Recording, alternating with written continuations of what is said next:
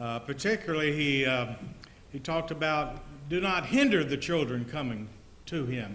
He even said those who prevent that, it's better to have a millstone tied around their neck and throw it out in the ocean if they hinder children from coming to Jesus. That's a very positive thing. So thank you, children. What a great warning so far. I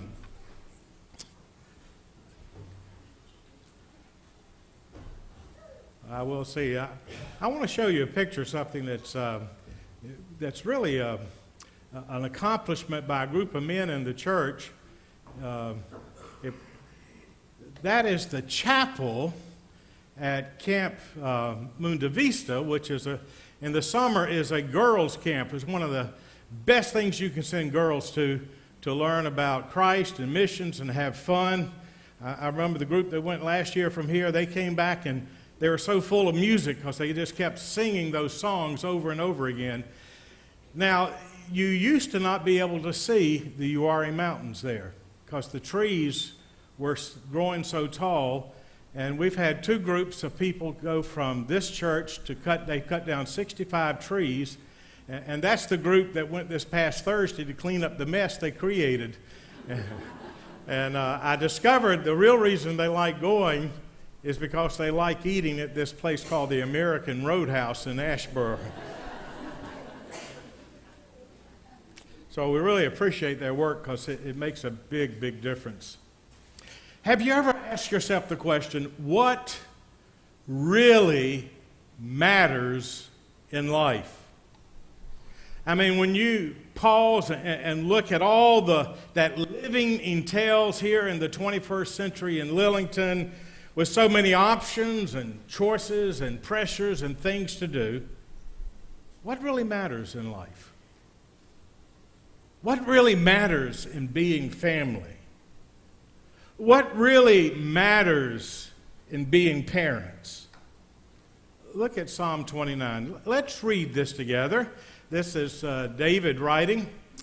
Lord, remind me how brief my time on earth will be. Remind me that my days are numbered, how fleeting my life is over. Now, I want to ask you, if you're 50 years and older, raise your hand. How many of you would look back and say, where has life gone? Would you say that? Yeah. This is why David is penning Psalm 39. Lord, remind me how brief my time on earth will be. And this morning, I want us to look together at three very simple truths that we need to remember to help us focus our lives, to make the most of our days, and help us to have a meaningful life. And these are not new truths. Everything I am talking about, you already know, but we need this reminder today. For if you apply it, if you follow it, if you practice it and put these truths into action, you will have a healthier life, a more meaningful marriage, you will have a happier family. These truths are things that God says really matter in life. And the first truth is this: the best use of life is love. Got that? The best use of life is love. In 1 Corinthians 14:1, he says, let love be your highest goal. Now, this means make this your number one priority. Make this your primary objective. It's your life's greatest ambition. It's your life's main purpose. Now, why does God say this is a high priority? Why does God say make this the highest goal? I'll give you two reasons. First, God says love is what life is all about. Love is what life is all about. In the 1 Corinthians 13:31, we read this. This is from the Message. Look at this. So no matter what I say, what I believe, and what I do, I am bankrupt without love.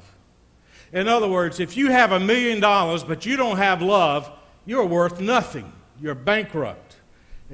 It's amazing to me that we act as if loving relationships are something we have to squeeze into our schedules, that we have to find quality time, that we have to make time to be with people in our lives, that we sort of have to fit them into our schedules, as if loving relationships are an important part of life, but so is everything else. And I want to tell you that's wrong. God is just not saying loving relationship is important in your life. God is saying loving relationships are your highest priority. Now, I'm going to say this a lot today, and when I say get it, I want you to say, got it. And if I remember, I will say, good. So God says, loving relationships are your life. Get it? Good. You're really good this morning. One day a guy comes to Jesus and he wants to know what's the most important commandments in life. Really, he says, summarize the Bible for me. And Jesus said this, love the Lord your God with all your heart, and with all your soul, and with all your mind. This is the first and greatest commandment. And the second is like it, love your neighbor as yourself. All the law and the prophets hang on these two commandments. Jesus put it simply and directly. Love God, love people. Love God with all your heart, and love your neighbor as yourself. Now, Jesus is saying that's the point of life, and the point of life is relationships. It's not about acquisition of things. It's not about achievements. The point of life is relationships. And if you miss this, you miss the whole point of life. So what matters most in life is loving relationships. Now, if this is true, why do we allow relationships to get the short end of the stick? When we get short on time, we start skimming on relationships. We fulfill all other kinds of commitments, but we cut down on time with those we love. We don't give our relationships the time, the energy, the attention they deserve, because we think we are busier with more important things. We focus on the urgent rather than the important. And I hope you know by now, not everything that is urgent is important in your life. Get it? Good. You see, we spend all our time making a living, getting the job done, finishing work, paying the bills, making progress, accomplishing goals. And if the point, life is not about that. I mean, that's part of it. The point of life, God says, is love. And the point of love, God says, is relationships. The other reason it says you need to focus on love is this. Love is all that's going to last. How many of you have bought a new car in the last 2 or 3 years? Any here? Yeah. I want to ask you something. What's going to happen to that car? It's going to wear out. It might even get some dents on it this morning by somebody here who backs into your car. I hope it's not me. Things are going to decay, they're going to rust, they're going to burn up. And Paul reminds us, and now these three remain, faith, hope, and love, but the greatest of these is love. Now, if I were to ask you, how many of you really would like to make a difference in your life? Wouldn't all of us say, we want to make a difference? And how many of you would say you want to make a positive difference in this world that will outlast you? And all our hands should go up. You know, God has shown us how to leave a lasting legacy. God has shown us how to make an enduring impression. And this is what he said, build your life with love. Faith and hope and love, but the greatest of these is love. Love, not work, not wealth, not things. The key to a lasting legacy is love. We think of all the achievements as what people remember, and I'm going to tell you, nobody's going to remember your achievements. Who won the Super Bowl 5 years ago? Who is the most outstanding player? 5 years from now, nobody will know your achievements. Hey, you remember all those trophies you got? How many of you got some trophies at home and certificates and some awards that you have won along the way for maybe in high school and bowling and golf? Where are they now? I can tell you what's going to happen to them. One day they're going to all be stuck in a drawer or in a closet, and they're going to be forgotten. Now, I have been around a lot of deathbeds as a pastor. And in being with people in the closing moments of their lives, when they are standing on the edge of eternity and they're evaluating their lives, I have never had one person to tell me, bring me my diplomas. I want to look at them one more time. Show me my rewards. Bring me my medals. Listen, nobody asked to be brought their trophies. We don't surround ourselves with objects when we're preparing to leave this world. What we do when life is ending, we want people who love us, people who have a relationship with us. So why wait until your deathbed to try to figure this out, that things really don't matter? The only thing that matters is relationships. Got it? Oh, I'm supposed to say get it, right? Well, let's try it again. Get it? Well, that's good. I mean, nothing really can take the place of loving relationships. Things can't, wealth can't, success cannot. You see, success without love is empty. It's hollow. It's depressing. Life is not about accomplishments. It's about relationships. And when you get to heaven, guess what? God is not going to say, how was your career? He is not going to say, tell me about your bank account and your 401k and your stock accounts. God is not going to say, tell me about all those hobbies you used to do by yourself. He's going to say, how did you treat other people when you came here on earth? I want to suggest something to you today. If you can get this in your head and your heart and actually do it, it will greatly improve your life. And it's this. If you can pray every day, God, I want to make sure this day that I spend time loving you and loving people. Get that. God, I want to make sure this day I spend time loving you and loving people. God's first law of relationship is the best use of life is love. Got it? I said it again. It's my old age. Here's the second truth. The best expression of love is time, and the way you spell love is T-I-M-E.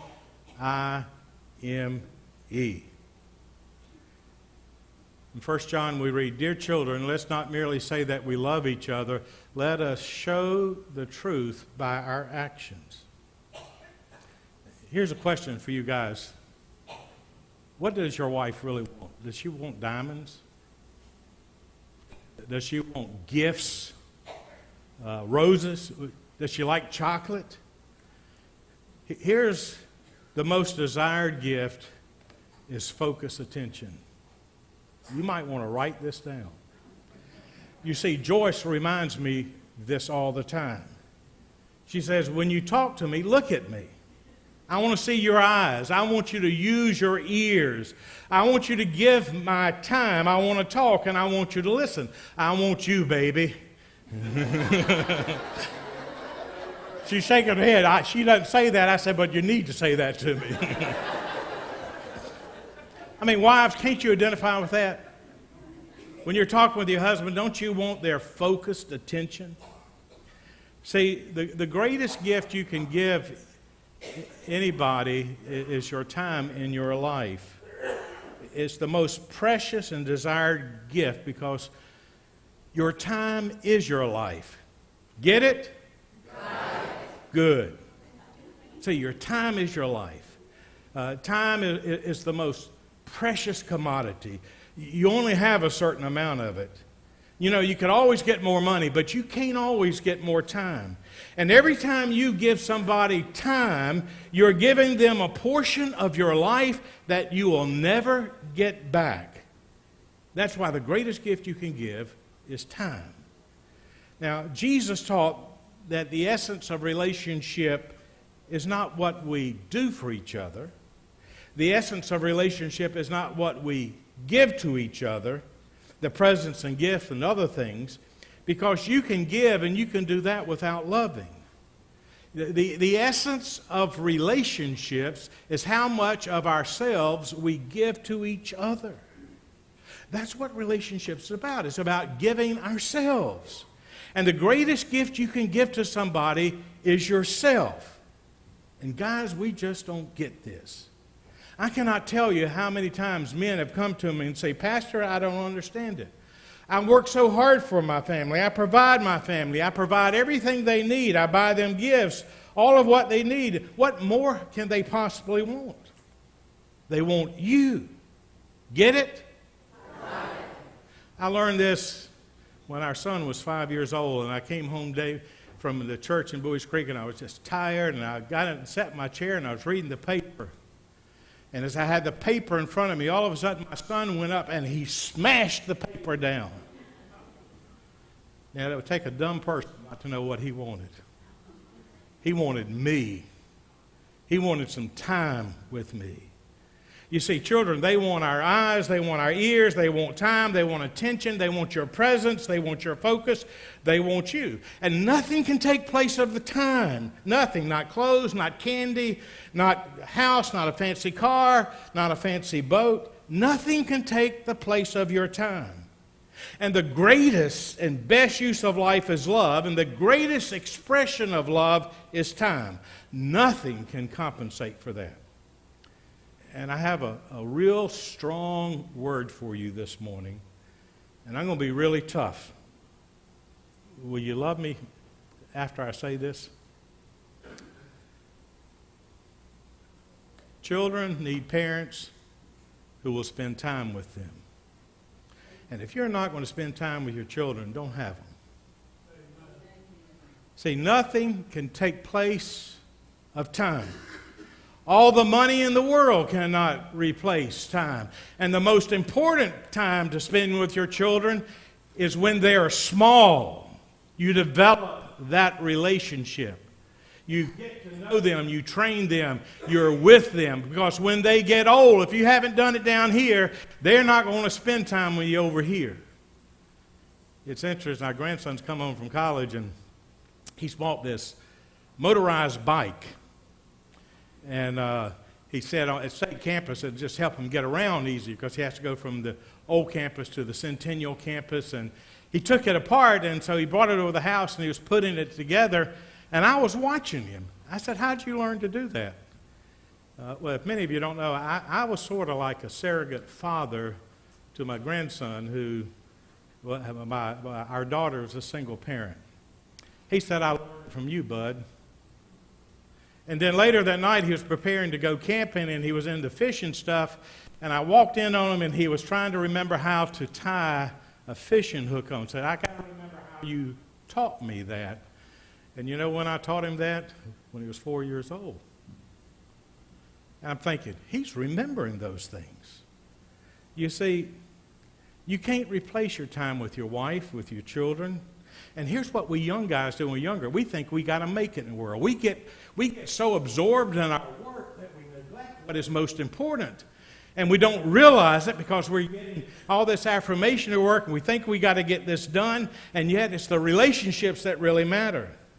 You see, whenever you give your time, you are making a sacrifice. You're making a sacrifice of your life, so your time is your life. And that's what love is about. It's about sacrifice. Sacrifice is the essence of love. Paul wrote, live a life filled with love, following the example of Christ. He loved us and offered himself as a sacrifice for us, a pleasing aroma to God. You see, if it's not sacrifice, it's not real love. If it isn't a sacrifice, it's just not real love. You can give without loving, but you really cannot legitimately love without giving some time. It's the essence of sacrifice. This past week I met with a new sheriff in Randolph County. And we had breakfast together, and we'll probably do this every month. I like to get with leaders, know how I could pray for them. And I looked at his schedule. He had something. It was incredible. You know, because when you're a sheriff, you're also part politician. You have to be out with people. And he has something every day of the week. And I said, I want to pass something on to you that I learned the hard way being a pastor. In my early years of being a pastor, guess what always came first? Not God, church. Demands of church people, trying to meet needs. And Joyce was second fiddle. And I learned something from Dr. J. Winston Pierce, who said, John, something I want to pass on to you. I learned that once a week, we always had a date time.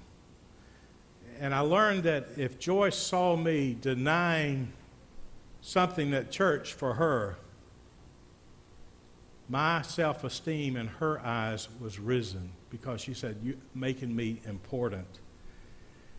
And you know, one day, you're not going to have that job, and nobody's going to care in your company that you had a job. They're not. It's interesting that we have gone in our society from personnel department to human resources. We've gone from making it personal to where we're managing resources to now and not people. And when your job is over, it's over. And your company really is not going to care. But when your job is over, your family is still there. So love means I got to make that a priority. This is our example from Jesus. For God so loved the world that he gave his one and only Son, that whoever believes in him shall not perish but have eternal life.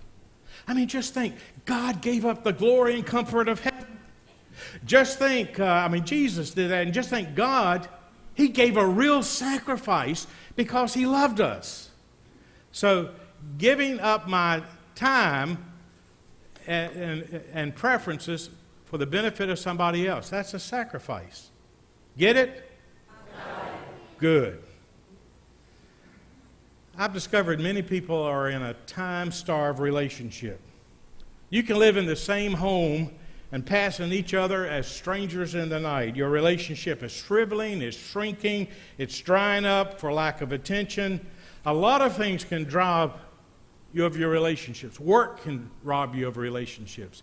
Activities can rob you of relationships. Hobbies, the fun things you like to do by yourself, can rob you of relationships. Television can rob you of relationships. Computers can rob you of relationships. Now, if you want to revitalize a dying, shriveling up marriage or a dying relationship, then it's going to start with giving some of your time.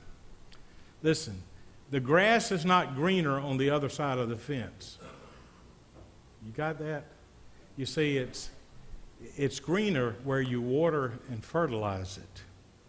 So if you're spending all your time elsewhere, that's where it's going to be greener. And you wonder why your relationships at home are not doing as well as they could. You see, the grass is not greener on the other side of the fence. The grass is greener where you water it. It's where you spend time. So you need to invest in relationships. So the best use of life is love, and the best expression of love is time. And here's the third thing. The best time to love is now. Say now. Turn to your person beside you. Say now. See, it's not next week. It's not when things settle down. It's now. Galatians 6:10 says, when you have the opportunity to help anyone, we should do it. We should do it when we have the opportunity. Ephesians 5:16 says, so make every minute count. Proverbs 3:27 says,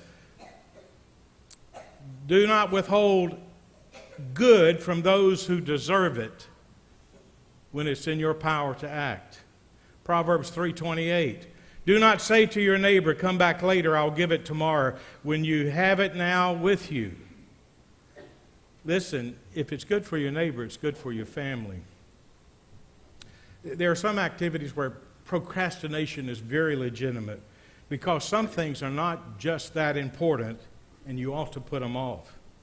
But since love is the most important thing in life, and it's the top priority of life, anytime you choose something over a loving relationship, can I say this in church? You make a dumb mistake. You've acted like a fool. That's what Paul wrote to the Ephesians. Therefore, do not be foolish, but understand what the Lord's will is. And obviously, the Lord's will, top priority, is love. And the most important thing about love is loving relationships. So we need to be careful that we are not fools. Anytime you choose something where you can navigate over a loving relationship, you have made a wrong choice. So let me ask you, when is the best time to express love? Now, isn't it? You know why that's important? Because you just don't know. Circumstances change. Children grow up. You're not guaranteed tomorrow. Accidents happen. To express your love, you better do it now. George McGovern was once the presidential candidate, wrote about his daughter who died of alcoholism at a young age. After his daughter died, he got Terry's diaries out and started to talk with all her friends, trying to figure out why. What was she thinking? And he discovered that he was not as good of a father as he thought he was. While he was spending 18 hours a day fighting political causes, his daughter Terry was at home writing in the diary that she had missed her daddy, but he probably didn't miss her because he probably didn't care about her. So McGovern wrote this advice to parents. Show more love to your children by spending time with them, especially during their younger years, no matter what it costs, so that you will have no regrets. And he writes, I would give everything I have and mean everything for one more afternoon, Terry, just to tell her how much I love her and have one of those happy times that we used to have together all too infrequently.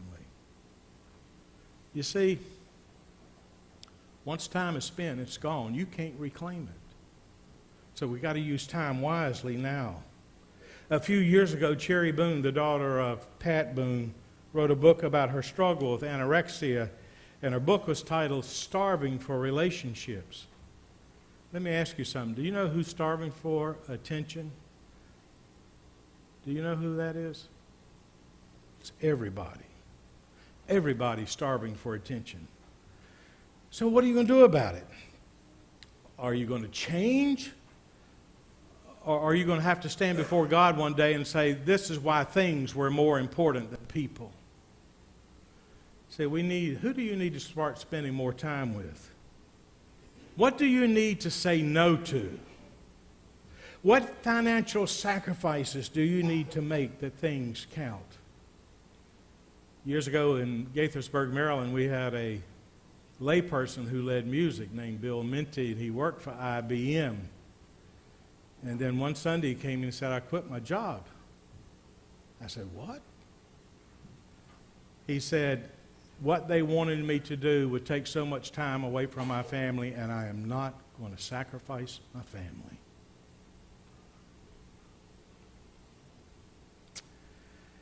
You see, folks, the best use of life is love. The best expression of love is time. The best time to love is now. Get it?